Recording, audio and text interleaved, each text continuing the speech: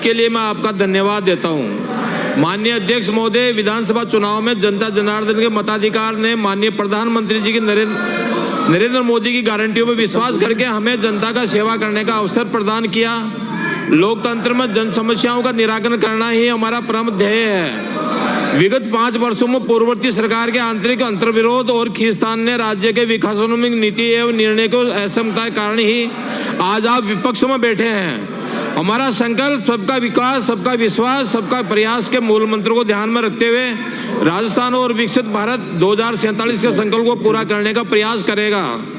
हमारा संकल्प पत्र, हमारे कार्य योजना, इस कार्य योजना पे मुख्यमंत्री जी ने शपथ ग्रहण के साथ ही राज्य के विकास पे अपना फोकस केंद्रित किया है। समाज के वंचित वर्ग को सरकारी योजनाओं में किस प्रकार लाभान्वित करके अंत्योदय उद्धार किया जाए, इसे तो हमारी सरकार निरंतर अग्रसर रहेगी।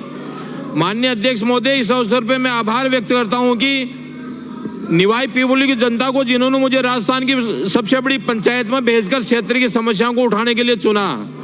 अध्यक्ष महोदय, मैं आपके माध्यम से बताना चाहूंगा कि मेरे विधानसभा क्षेत्र में पर्यटन की दृष्टि से देवधाम जोधपुरिया, हरबावता आश्रम, नटवाड़ा में बद्री विशाल मंदिर, शिवाड़ के शिव मंदिर जो भारत के 12 ज्योतिर्लिंगों में से एक है, इन स्थानों पर पर्यटन को मूलभूत सुविधाएं उपलब्ध न होने के कारण यात्रियों को भारी परेशानी उठानी पड़ती है तथा आवागमन के साधन भी उपलब्ध नहीं है।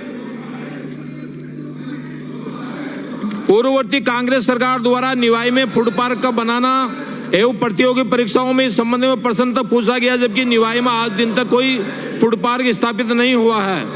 पूर्ववर्ती सरकार द्वारा निवाई में घोषित बस स्टैंड का निर्माण, रेलवे लाइन पुलिया का निर्माण, ट्रॉमा हॉस्पिटल का निर्माण, देवनारायण छात्रावास आदि का आज तक कोई निर्माण नहीं हुआ है। मैं अध्यक्ष महोदय, मैं आपके माध्यम से अवगत कराना चाहूंगा, जो हमारे नेता प्रतिपक्ष थाना गाजी में हुए रेप कांड को प्रशासन ने 7 दिन तक दबा के रखा, क्योंकि उस समय तत्कालीन सम्मानीय मंत्री टीकाराम जूली जी को प्रोटोकॉल में व्यस्त रहा, जिससे निजी व्यक्तियों को शामिल होने की आशंका है। पूर्व मंत्री और प्रदेशाध्यक्ष कांग्रेस के श्री डोटासरा जी, जो आलू से सोना निकालते हैं, इसी तरह इन्होंने शिक्षा मंत्री बन के आरपीएससी में अपने सहित परिवार के 4 सदस्यों का सिलेक्शन करवाया। मैं इस पे और आपका ध्यान आकर्षित करवाना चाहता हूँ।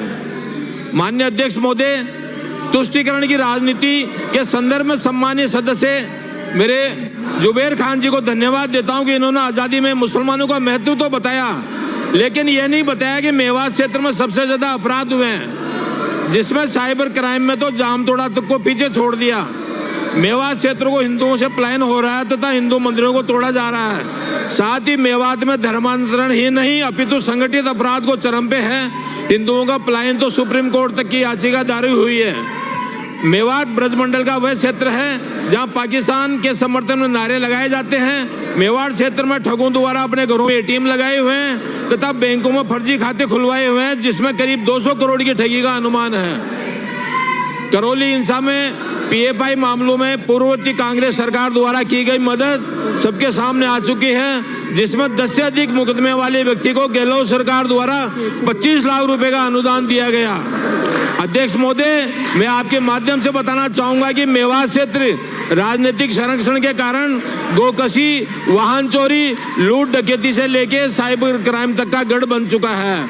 अध्यक्ष महोदय, अलवर तथा भरतपुर जिले में तिजारा, किशनगढ़, बास, कामा शहरों में मुस्लिम आबादी का अत्यधिक प्रभाव है। अतः मेवात को अर्धसैनिक स्थल भेज के मेवात को अपराध मुक्त करवाया जाए।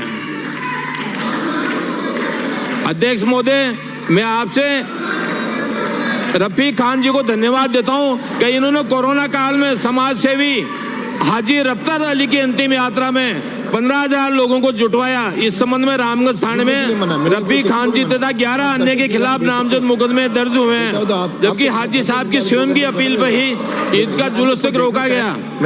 इस अंतिम यात्रा में पुलिस ने भीड़ को रोकने का प्रयास नहीं किया, बल्कि 100 से ज्यादा पुलिस जवान, स्वयं डीसीपी अनिल पारिस देशमुख, आरपीएस सुमित शर्मा, रामगंज थानाधिकारी बीएल मीणा एवं सुभाष चौक थानाधिकारी भूरी सिंह मौके पे मौजूद रह के इस यात्रा को देखते रहे। महोदय, विधायक रफीक खान जी ने जयसिंहपुरा खोर तथा अन्य इलाकाओं में करीब 30,000 मुस्लिम आबादी जिसमें रोहिंग्या भी शामिल हैं के नाम विधानसभा की मतदाता सूची में जुड़वाए। मोदी इस मामले की जांच करवाना बहुत जरूरी है। अध्यक्ष महोदय, मैं आपके माध्यम से बताना चाहूंगा कि विगत पूर्व सरकार के समय में मालप्राप्त तुष्टिकरण की राजनीति के तहत पुरानी तहसील में गुजर मोहल्ले में तेज रफ्तार से बाइक दौड़ा रहे युवकों को उलाहना देने के मामले में पत्थरबाजी हुई तथा देर रात तक शांति भंग होने के कारण 144 लगाई गई, जिससे दो पक्षों के बीच जड़ी होना बताया गया।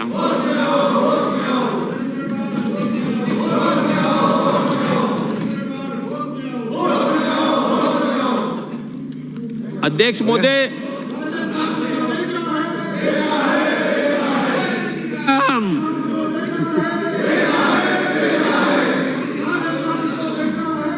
महोदय, मैं आपको ये और बताना चाहूंगा कि पूर्ववर्ती सरकार में संसदीय कार्य मंत्री केवल गहलोत साहब को खुश करने के लिए ये तक कहा कि हम हिंदू नहीं हैं। मैं आपको इस माध्यम से बताना चाहूंगा कि इनकी जांच कराई जाए और इनकी पूरी जांच हो।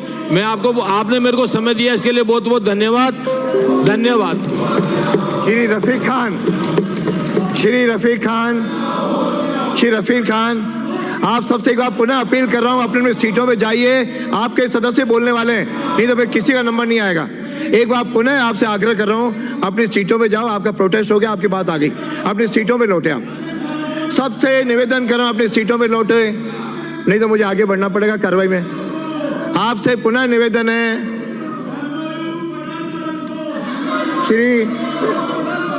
श्री सुभाष गर्ग, डॉक्टर सुभाष गर्ग,